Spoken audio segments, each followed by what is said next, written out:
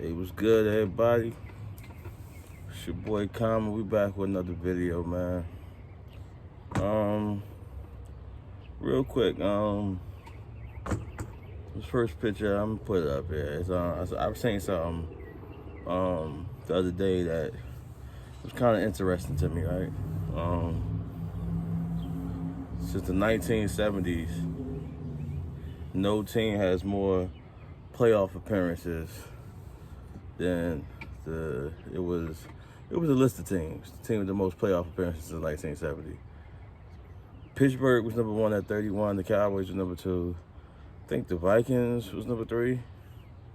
I mean, that was kind of interesting to me because you let people talk, you just think we was just like a putrid franchise, and there's a lot of teams that talk the most, and they're not even mentioned in the list as the most appearances, even though they might say they got all these 20 years of dominance in NFC championship games.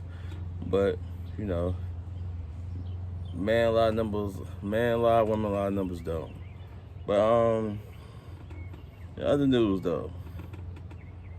The Philadelphia Eagles signed Nick Mullins, former San Fran quarterback, for, they saying they signed him for OTAs or whatever the case may be. Well, I don't know if that's the case or not. I'm not an Eagles fan. I'm not in their front office and this, that, there. But one reason I gave it cause for concern is Nick Sirianni, from what I know, just by doing a little research on him, like for the most part, he's always been a quality control coach or a quarterback coach.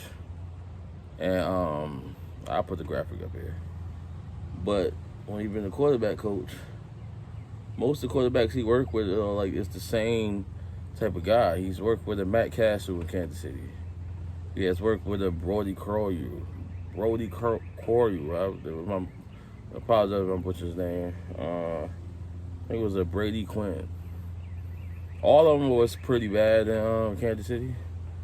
I mean, Matt Castle was bad to the point where he got hurt and Kansas City booed him, which was as he was on the ground, which is classless, but it happened. And even in Indy, he was the offensive coordinator for the past 2 years. Like, even if you want to go there, Phillip Rivers. Some people say he had Jacoby Brissett, but I think because Jacoby Brissett is a young black quarterback, they just throw him in the box of he's not a pocket passer, he's a scrambler, which is not true. Like, in 2 years, he started most of the season. His highest rushing total was maybe 60 rushes for like 260, that's regular average scrambling quarterback numbers. Now, Dwayne Haskins has never been, that was a knock on him, his mobility and is he a statue in the pocket. That was a knock on him coming out. I mean, his first year starting in 7 games, he had, I forget the attempts, but he had 100 yards rushing. That's in 7 games. So if you double that, he's going to be around the 2-something. Like, when you scramble, that's usually around what you get, because you could get 25, what's that, 25 yards a game and still come up with 2-something, 20 yards a game. Like, it's, like, I didn't do the math all the way, but, like, yeah, that's not scrambling. So when you have, as they build in their room, as they build in their quarterback room, it's I don't think it's a mistake or it's not by design that Jalen Hurts is the only dual threat in the room. Like, the one dual threat they had in the room with him, I believe he's an undrafted rookie. You cut him. Now, is that by design?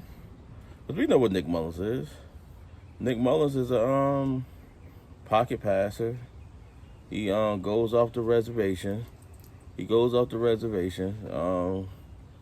has problems at times. Like, he has looked good in spots.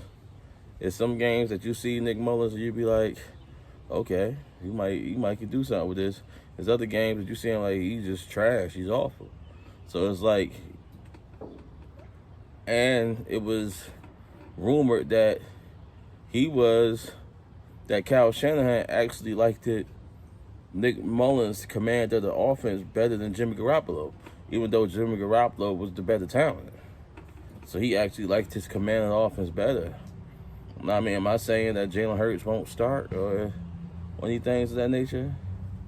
No, I'm not saying that. I'm not mistaking Nick Mullins or Joe Flacco in this stage of his career as being a real threat to really lead someone's team. But, I mean, you're mistaken if you don't, like, you're naive if you don't think that, it's not about design. Some people like a certain style of quarterback, and he's never been a head coach to have his own vision coming to fruition. So it's like, we gonna wait and see, man. Like, do I feel like Jalen Hurts is being set up to fail? I don't know. I don't know. Like, that remains to be seen.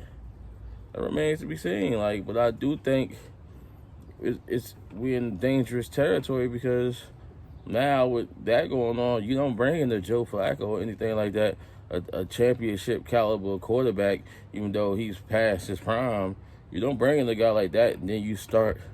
If the Philadelphia Eagles come out and they start 1-3, 1-4, or anything of that nature, do you honestly think they're not gonna be hammering? Okay, put Flacco in this or that? Because at that point, a coach is tied to the quarterback.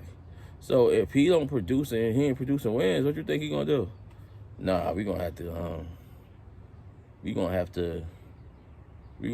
go a different direction. I want to get a chance to actually draft my guy. Like look at Jalen Hurts. He did show things in the 4 games last year, but it was 1-3. It was 1-3. So when you got a new coach and a new coaching staff and all that, how much time is the Eagles gonna give them? A team that's came off a Super Bowl 4 years ago. How much realistic time is they gonna struggle with a new coach before they say, okay, this was a mistake, let's do a different direction? You know what I'm saying? Is they gonna? He don't have the credibility for us to say we could afford to struggle for 3 or 4 years to see what this guy got. Especially when you just got rid of the guy that just won you your first ever franchise Super Bowl. So I don't think that's logically gonna happen, man. But like I said, like, if you do the homework, because nobody has a full background of Sirianni, or know what his offense is going to be or anything of that nature, because he didn't call the plays. It was Frank Wright. We just assume it's going to be off the tree of Frank Wright. We don't know. So I'll wait and see, man.